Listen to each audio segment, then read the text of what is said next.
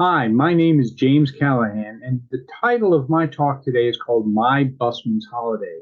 A busman's holiday is a term that I learned a few years back that kind of describes doing in your leisure time what you do at work all day. A busman, a bus driver, would take a bus to go on holiday, and that's kind of where the term comes from. I'm really lucky because I get to do my hobby at work all day, and so my busman holiday is my leisure time is spent pretty much doing what I do at work all day, and that's playing with Splunk. In this particular case, my busman's holiday talk is going to be talking about using Splunk for home IoT baseline. A little bit about me once I figure out this. Hang on, we're getting there. There we go. Disclaimer, got to have a disclaimer on everything. As you can see there, I'm only going to give you 5 seconds to look at it, so I hope you can read fast. That's in the very first line. But ultimately, it's all about this guy.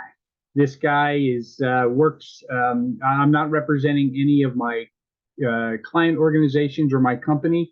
It's all about me. It's all about this guy. And of course, please don't sue me. Is basically what my mock disclaimer says there. A little bit about me. I consider myself a professional paranoid. Other people pay me to worry for them. My background: I'm a retired Army Chief Warrant Officer 4. Go Warrant Officers. I'm a computer hobbyist, as I mentioned. Some other things I do: I'm in an Irish band. I have a solo artist. I also have a 1965 Mustang that keeps me pretty busy. Some of the titles there that I've held over the years: Special Agent, Chief Warrant Officer 4, Officer in Charge. I'm currently a consultant. Basically, I call it a detection engineer and threat hunter, supporting a special mission SOC for the last 12 years in the DoD space. And my motto up there: if you're not having fun, you're in the wrong line of work. A little bit about my network at home. Yeah, it's kind of complicated, but I would imagine that if you're listening to this talk right now, you probably have something similar at home as well. My current firewall is a pfSense device. It's the NetGate appliance. It has a span port on it. Right now, I'm pushing it into a hub, which distributes out to a bunch of different collectors. I'm actually upgraded my switch recently to a managed switch, and I'm going to start experimenting with a span port there as well to get a little bit more robust collection. The hub is kind of limited to what hubs can do, and it's not doing that well. It's not keeping up with everything. It's enough to get a good sampling of the data in my network. I'm running a couple instances of Splunk, and we'll talk about how I'm doing that for free later on in the talk. I have an ESXi host that has my primary Splunk on it, and a bunch of other littler things. If you've not played with Rock NSM, it's pretty cool. The ones that are grayed out are temporarily offline as of this talk.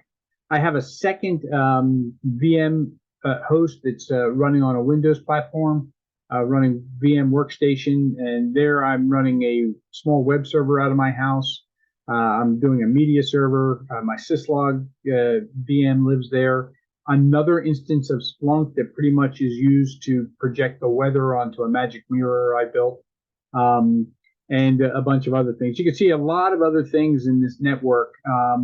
Personal devices, iPhones, iPads, e-readers. I've got Android. There's a bunch of different things in this house. And of course, I've got a ton of IoT. We'll talk about how much later if we get into the inventory part of this. But there's a lot of things on my network that I'm always curious. What the heck are they up to? You know, the old joke is, the S in IoT stands for security. Wow, there is no S in IoT. Of course, that's the joke.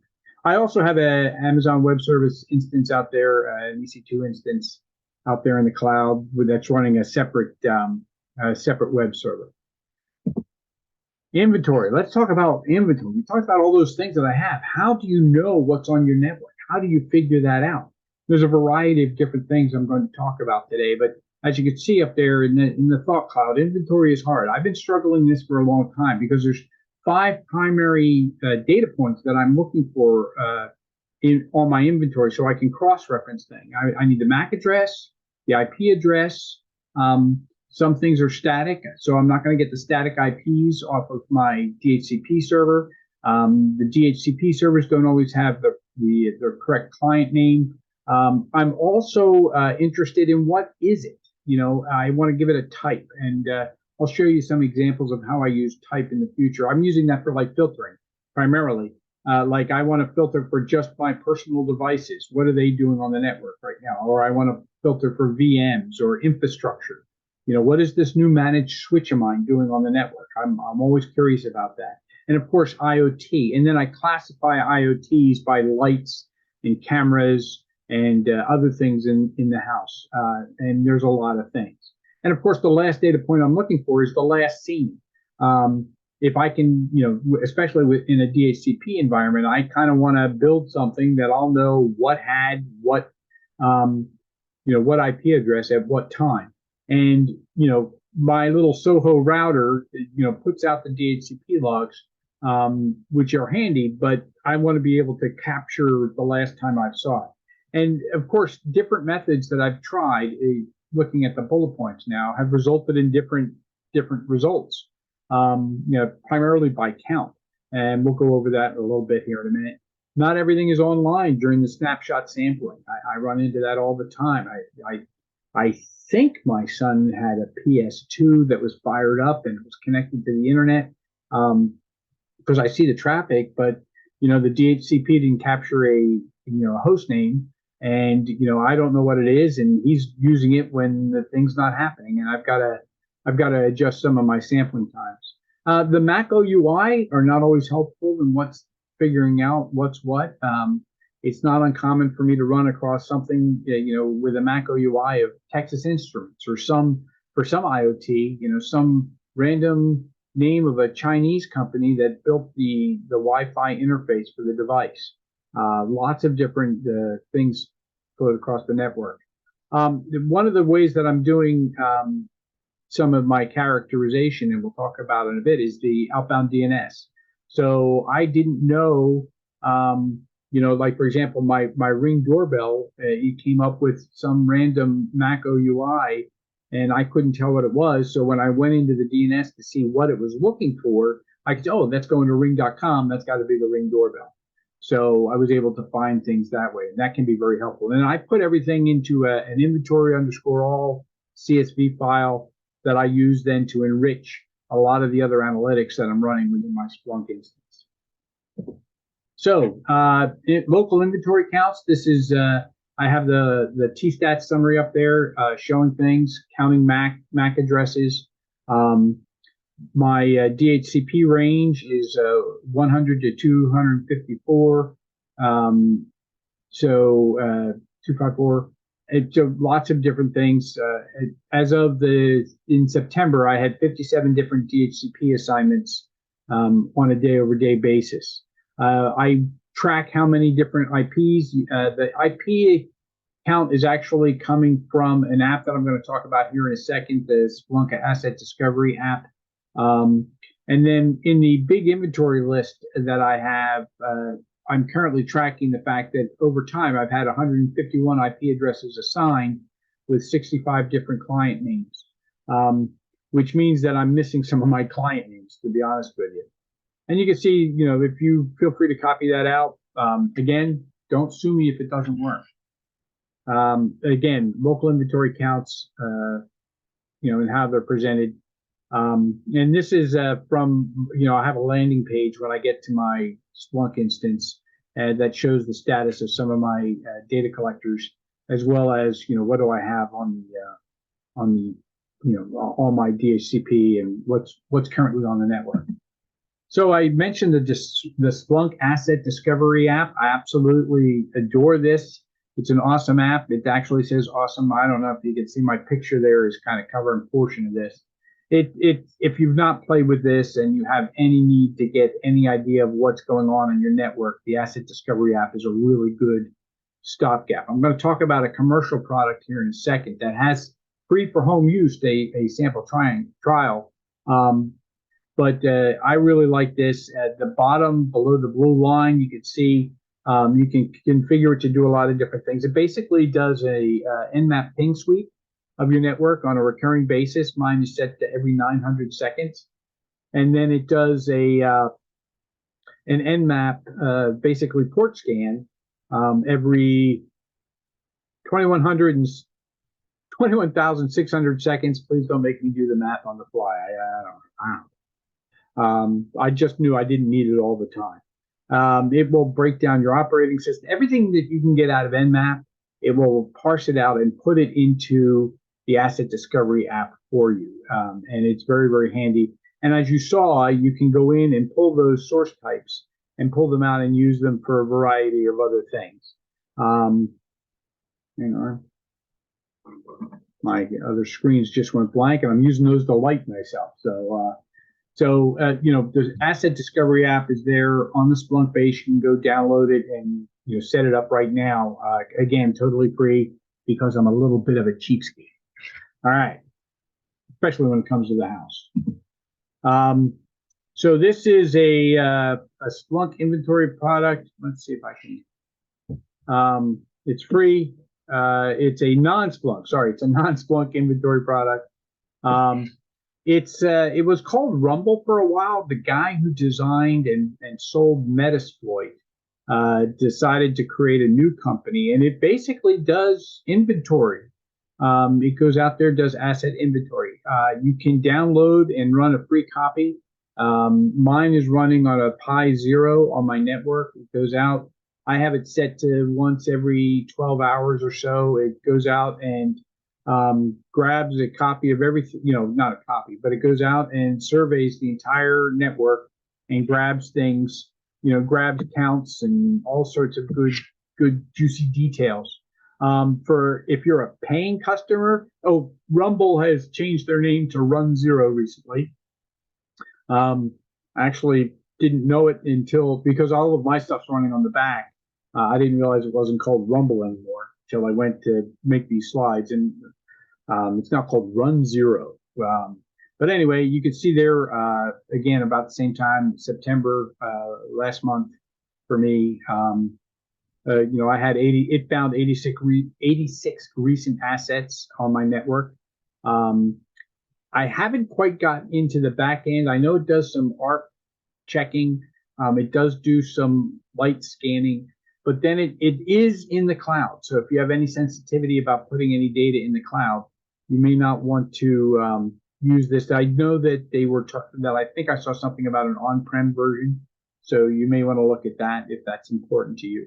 For paying customers, there is a Splunk app that you can get the API key and have it ingest directly into Splunk. I haven't chased that too hard because I downloaded the app, fired it up, and it said, "Here, put your paid API key right here." Well, I don't have one of those. It does have a raw data API for those of us who are just dabbling. And down at the bottom in the black box, there is a little script that I run twice a day that goes out and grabs the CSV file from the URL there is rumble.run, but it's from Run Zero. And I have it write directly into a Splunk app lookups asset.csv file. So as soon as it's downloaded, it's immediately available for me to grab whenever I want it. And I'm using it to bounce, inventory challenges against, etc. Let's see. Here we go. I also have been playing around with the ping sweep to an ARP to a CSV. My thought being, if I run an inventory, an Nmap for just ARP, it's going to, and do the entire, 256 IP addresses, 254 in this case. It's going to throw those into the ARP table. And so I've been able to do this with some success. I have not put it on a cron schedule yet. I'm looking to see if there's any, am I getting the bang for the buck there? Is it giving me what I'm already getting from the other ways that I'm getting inventory? But it's an idea that, perhaps you don't want to add another app, or you don't want to go out and put your inventory in the cloud, you might be able to use this to get an inventory of the assets that you have on your network. There's the script there that I run. As I said, it's running on a cron job, and then within Splunk, I have it writes again to the lookups folders in the Splunk directory, and and you can use that command, that search language there, just to mash them together and get what's there. What I think is kind of interesting is, from the Nmap I'm getting 78 different MAC addresses, but then when I run the ARP, I'm getting 91. And when I dedupe and normalize them, it's 101. So I'm getting some in the Nmap that are not showing up in the ARP, and I'm getting some in the ARP that are not showing up in the Nmap. Well, what do you do? You spend time on your busman's holiday and you play around and figure it out. That holiday is still coming up with me. So finding anomalies, for me, I'm running 4 different NetFlow collectors. I'm very much a NetFlow guy. I've actually have another talk, about comparing these different NetFlow collectors, but this is where I'm getting my data. And of course, just like with the inventories, they aren't always the same. There's an NF dump, which basically is kind of like TCP dump for NetFlow. If you've not played with it, it's fairly lightweight, very configurable. I'm also running Zeek on another Raspberry Pi, Suricata on a different Raspberry Pi, and of course, the mainstay of everything that we do is the Stream app, which is, again, free from Splunk. So I'm running these 4 NetFlow collectors, and again, as I said, that is the indication of how much they each captured in the exact same 60-minute time frame. So now let's get to the IoT baselining. There's lots of different ways you could do this. Right now, I'm finding that these IoT devices haven't started using DNSSEC yet. So that makes a lot of my baselining very simple, because I can see where they're going and what they're trying to do. A lot of these things don't have, of course, DNSSEC is kind of new. A lot of these things don't have the ability to update them. So, new firmware doesn't come on some of the lighter weight appliances that I have. So I can look at these baseline. I'm experimenting, and I'll talk about that in a minute. I'm experimenting with destination port assessment. Right now, I'm doing counts of lookups. I'm doing comparisons, and I'm going to show you those things here in a minute. This is an outbound review. I had a new printer, about 18 months ago, and I don't know, what's it doing on the internet? And I found it's just going to EBSIT. I thought that was kind of neat. And so that's a a printer's first, baby's first internet connection. So one of the other things I'm doing is I'm doing this outbound review. I'm going to move my face here for a second, just a outbound review. This is a dashboard I wrote. And I'm going to send you a link to my GitHub. Not send you. I'm going to present a link at the end to my GitHub where some of these dashboards are if you want to play with them for yourself. What this one does is it's looking at, what exactly are these different devices doing. I have, I can set the system. I run a Philips Hue system. This is a static picture because you never do a live demo in these scenarios. You just don't do that. Not smart. I could also select the type, and as you see in that one column, they have types to them: IoT Lite, IoT Alexa. You can see the meethue.com over on the left, the second level domain. A personal device, which was my iPhone, and the Hue, went to there, as well as my Amazon Alexa went to Meet Hue. And this gives me an idea of, basically what these devices are doing. And I can filter it down by a lot of different ways. I can filter out up there multiple IPs. So if I have like a google.com that everybody wants to go to, or amazon.com that all of these devices are going to, I can click that button and everything that is getting multiple IP addresses to it kind of filters out. It gets rid of the noise. And then there's the drill down there that you can, see the pace of things, how, you can get a visualization of how these things are being, the heartbeat of these things when they're going out. And that's in this specific case. The other thing I did was I built in a Google search right above the word chart for domain. I have, and it will go out and run a Google search for the domain name without going to the domain name. So if I'm curious, so what is this? It's PS. It's I really should study before I start the recording, huh? Anyway, it gives me a link real quick to do some fast research about that particular domain name. On one of my Suricata dashboards, I actually have another one that says, Google search for this domain name in the word malware, just in case. And it's a really handy little thing. It's just a simple link on the dashboard here. So this is outbound DNS query review. It's not necessarily baselining, but it gives you an idea of what's there. This is a baselining, so systems baselining.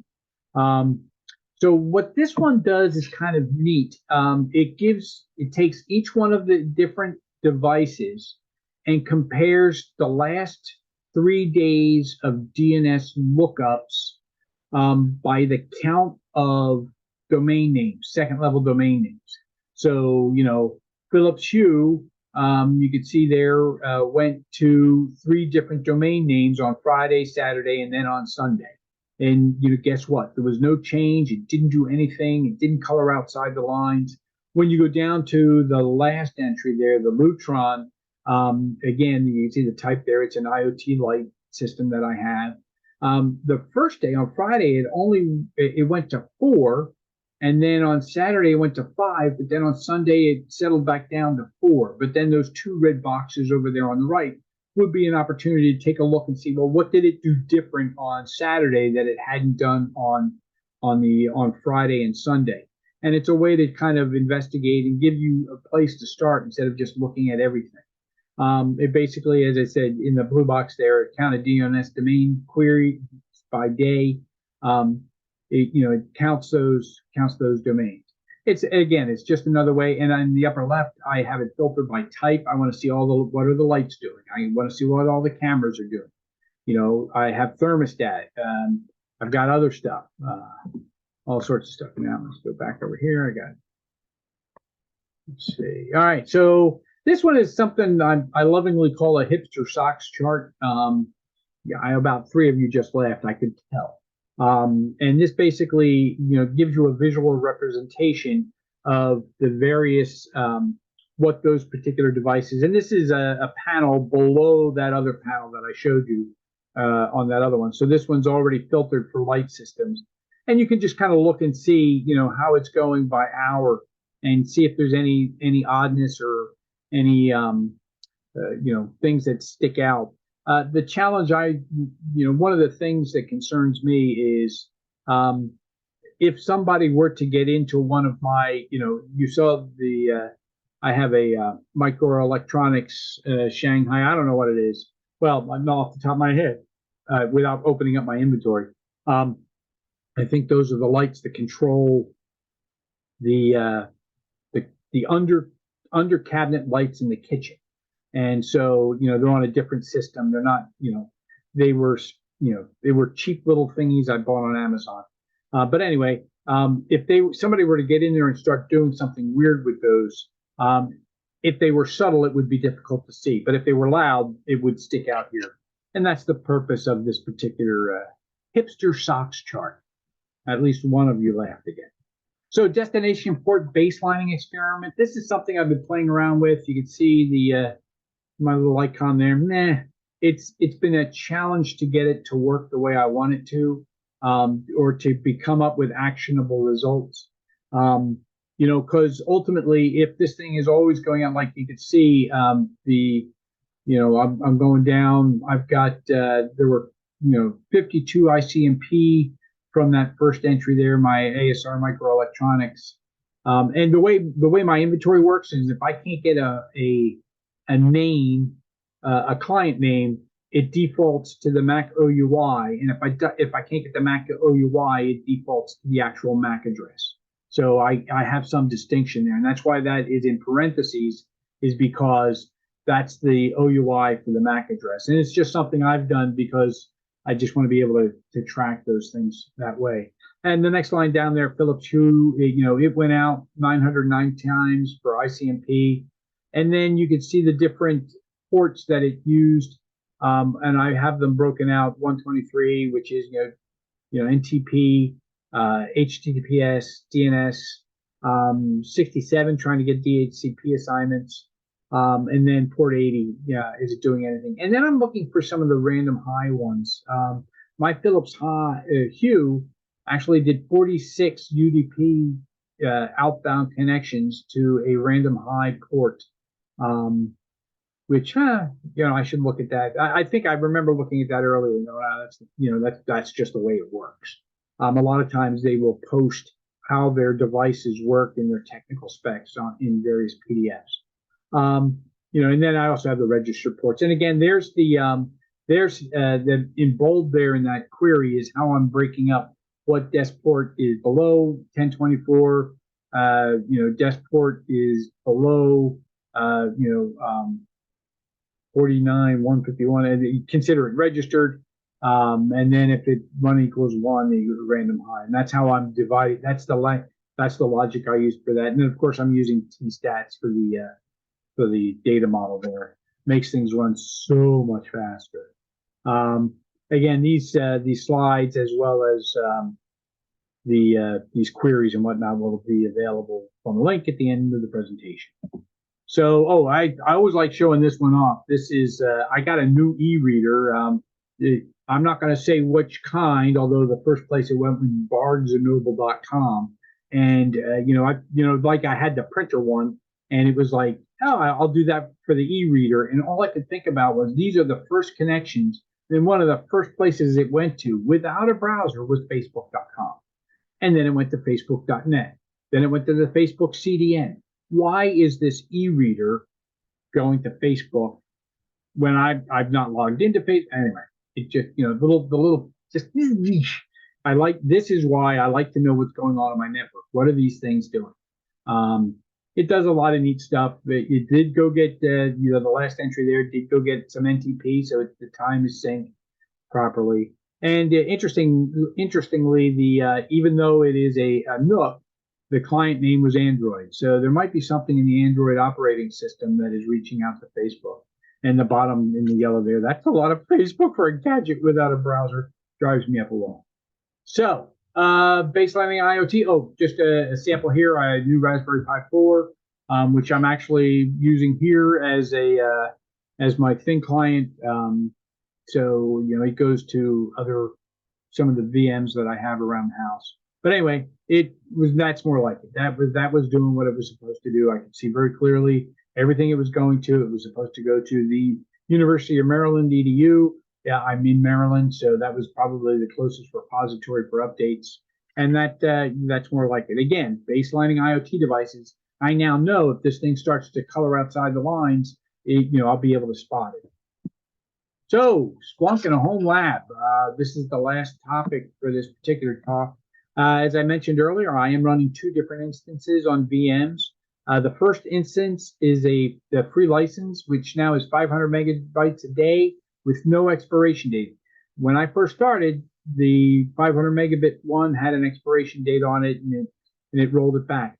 And I deliberately set up a separate Splunk for that because, as I mentioned earlier, I have a magic mirror in the kitchen, which is basically a computer monitor behind some two-way, mirrored glass that presents some stuff. And I have my weather station reports into that, which is running on a Splunk dashboard. But it needs to run in kiosk mode, and in order to run in kiosk mode, you have to reduce the security on the Splunk instance. And I didn't want to do that for my primary. I don't want to say my production one, but because it's not really production. I'm running a developer license. It's my play at home lab one. So anyway, that's why I have 2 licenses. You can download those and run those all day. 500 megabits a day goes a long way. And if you just want to track, some things in your house, you can get that going and play around with it. as long as you manage your ingest. But what I've been doing, probably I am on my 16th, maybe 14th, 16th Splunk license every 6 months for the 10 gig. I started when it was 10 gig and they didn't have the 50 gig. But I'm using a developer license at home, and there's never been any question about, what are you doing with this thing or stuff like that. It's always just, they just renew it for me, and I really appreciate it. It's assigned to individuals, not organizations, and that's how they keep you from using it at home. I mean, at work. Although you're allowed to use it at work, it just goes for an individual, and they don't want you to use it for for production kind of purposes. I did notice that it is sending telemetry back to the mothership. I'm okay with that from my house, but I've baselined my Splunk instance and what it's doing. And developments are available to all non-cost. It's really designed to get people excited about Splunk, even more than me. But it's you can that's what its purpose is. And the links are right there below. If you've never messed around with one, those are the two links where you can go get these things. So that kind of wraps things up, I think. Let's see here. Bye-bye. So questions, comments, snide remarks. I think I'm going to be online in the chat room somewhere. I'm recording this a couple of weeks ahead of time. And this is, I call it After Bits for dashboards and other things. When I was stationed in Arizona with the Army, I picked up the moniker Arizona Jimbo. I've not been back to Arizona in a long time, but it kind of stuck, and that's where my GitHub is. I've got some dashboards there. There'll be copies of these slides, I think. My friend Joe Hagan runs GoSplunk.com, and there's some other stuff there as well that I've contributed to. What I'm finding is everybody shares a lot of really neat stuff out there on GitHub and all these little repositories out there, and now I have too. So that concludes my my presentation. I hope you enjoyed it, and I hope I didn't mess up too bad. So I'm going to hit stop recording. See ya.